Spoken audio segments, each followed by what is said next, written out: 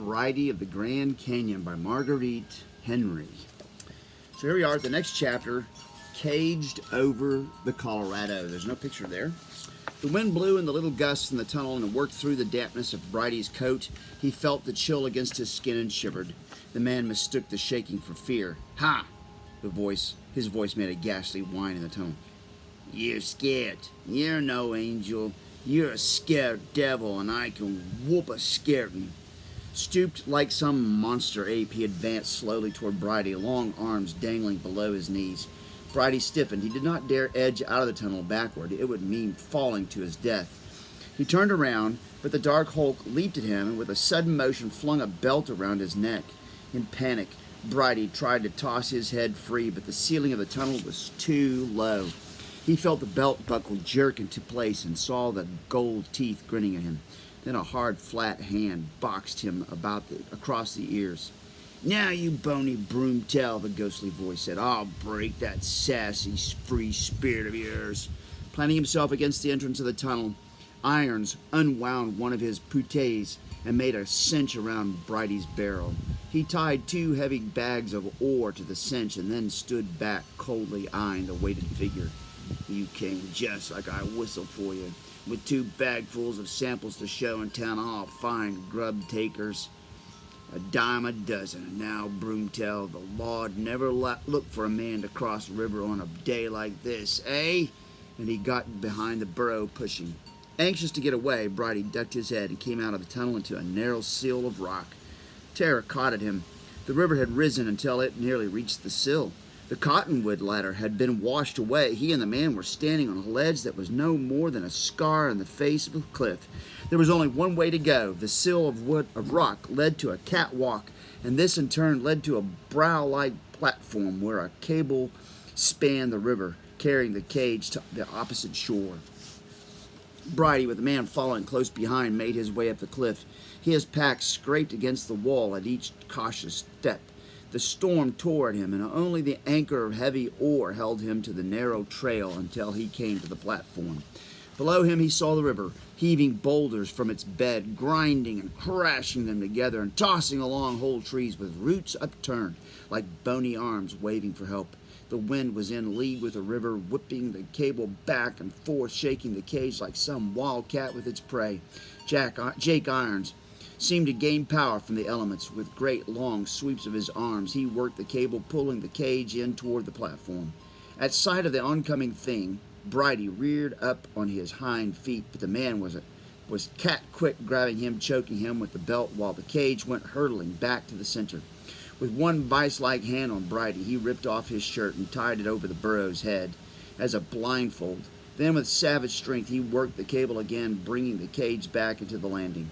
His eye measured the width of the gate, and quickly he took off Brighty's packs and loaded the bags far forward on the cage for the cage. Then he shoved Brighty aboard, let down the slats, and climbed on top to work himself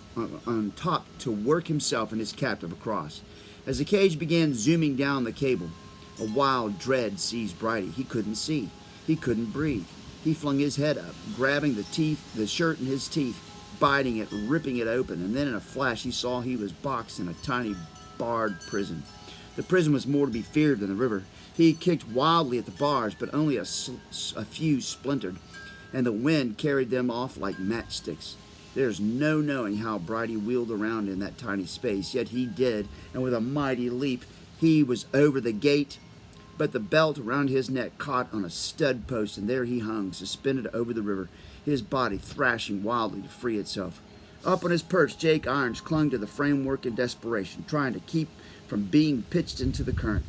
His legs hugged the bars, and his frenzied hands fished for a knife, found it, and slashed Brighty's neck strap where it hung on the post. With a mighty splash, Brighty fell into the river.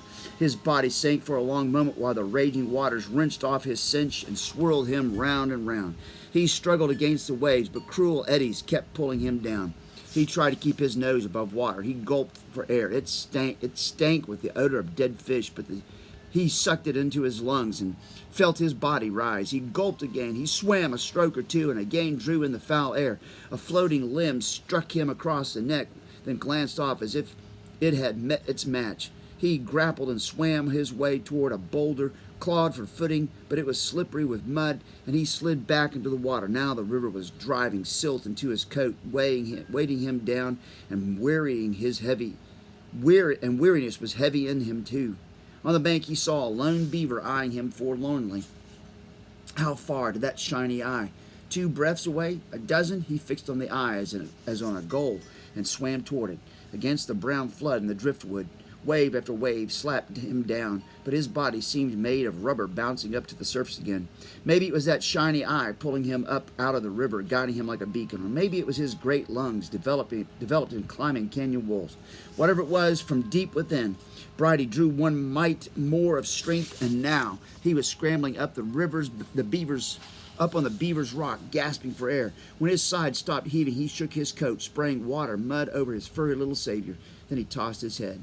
The neck strap was gone. He shook his body to make certain the cinch and the bags of ore were gone too. Yes, he was free, and back on his own shore. He showered the beaver again and sneezed when the little fellow returned the favor.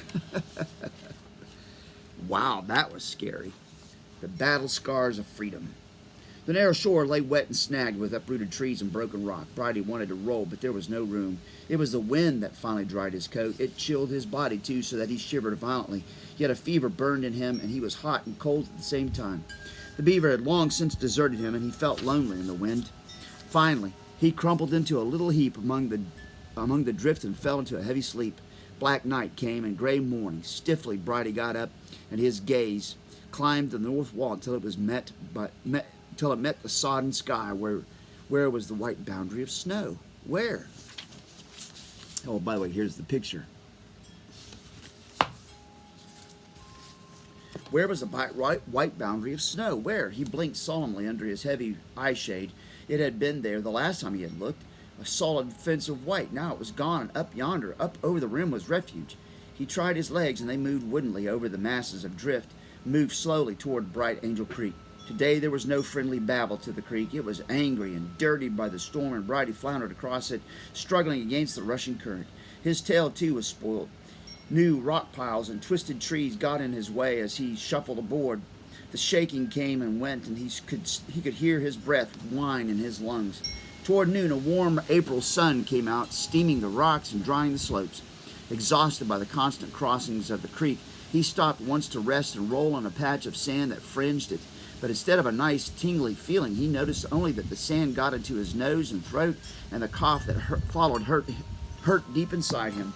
He climbed in the sun and in shadow, picking his way over gooseneck roots, over rock slides. Another day he could have stopped to explore any change in his trail, sniffing excitedly and pawing with his feet. But now he felt only the need to find the voice and hands of Uncle Jim.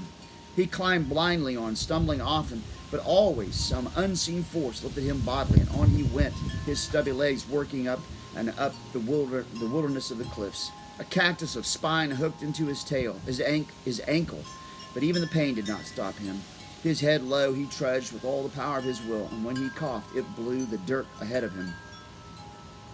He passed Ribbon Falls and Roaring Springs without so much as a look up. It was his hoofs who watched, one ahead of the other, inching their way up the path, and that twisted back in itself like the wriggling of a snake.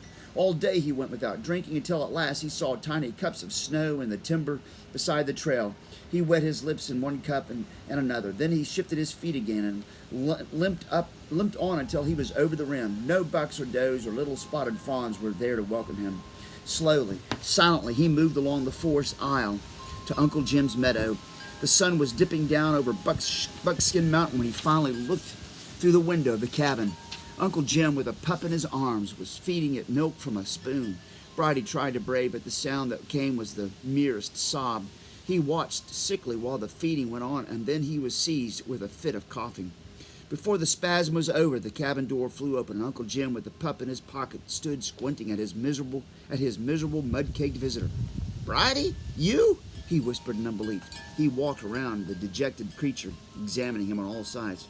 "My poor little old hermit," he said, "wearing the battle scars of freedom." He lifted Brighty's foot and ankle, and felt the ankle swollen from the cactus spine. "You sure been a target for trouble." The pup, forgotten, began a shrill yelping which was answered by all the hounds in the kennel. Dang it, Uncle Jim sputtered. It's so noisy around here a fellow can't hear himself think. You wait, Brighty, whilst I put the pup to bed in my old wool sock. Then I'll bring you bottles and brews, and we'll lick your troubles. Yeah, you wait now. Brighty closed his eyes. He had no intention of doing anything but wait. He must have dozed off, for when he woke with his coffee, there was Uncle Jim at his side. This blanket weren't made for no little bitty burrow, he was saying. It's mule size, and he took a fold in the middle and pinned it in a place where with the safety pins. Next, he found 2 flat stones and used them as tweezers, pulled out the cactus spine in the fraction of a second.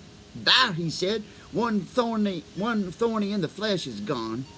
Brighty did not even flinch. He let the gentle hands feel the puffiness around the sore, let them wind a bandage around the ankle. Learned this trick from Old Timer, Uncle Jim said, talking as he worked. First you wraps the festered place like this, and then you pours a strong brew of tea on the bandages, and by it draws out all the pizen. The tea sloshed over Brighty's foot. He sniffed the aroma, and a violent spell of coughing came on that made Uncle Jim reach for the bottle marked liniment.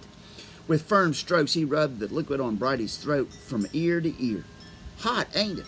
And guaranteed to make your circulation flow fast as the Colorado. Brighty snorted at the smell, curling his lips. Uncle Jimmy laughed. I plumb forgot how you hates even a mention of the river. A sudden thought struck him. Could you get doused in it? You could be you got doused in it. Brighty's head was nodding with weariness. Wait, Uncle Jimmy said. Just one more smidden of medicine, and then you can doze it to your heart's content. He whittled a piece of wood in the shape of a paddle and poured a mound of thick brown cough syrup in it. Then he pulled out Brighty's tongue and plastered it with syrup. Now then, he commanded, swallow, quick like. Brighty fought the medicine till it slobbered out of his mouth, staining the doorstep. A fine how to do, Uncle Jim said. Same stuff as I give to Teddy Roosevelt years ago when he'd taken cold. Name me another burro whatever got a taste of president's medicine. For shame. Uncle Jimmy measured out another dose, but Brighty clamped his teeth and turned his head. All righty, you win. He screwed the cap on the bottle. I'm thinking you had enough doctrine for now anyways, and maybe sleep's the thing. Some of the medicine had spilled on Uncle Jim's hand, and he licked it up with his pink tongue. Pew, he said, and spat the brown stuff as far as he could. Grasshopper juice couldn't taste bitterer. No wonder the president's a great man. Anybody what'll down this will down a heap of things and can up big teeth a grinning. Can come up big teeth a grinning. That's it. He pulled the blanket close around Brighty's neck, pinned it tighter. Then he gathered up his bottles and brews and laid them quietly in the basin. He waited until Brighty's eyelids closed before he tiptoed into the cabin and shut the door behind him. Silence filled the twilight meadow except for Brighty's harsh breathing and the wind rustling the tiny new leaves of the aspen tree. Wow, that was adventurous. There you go. More later. Bye.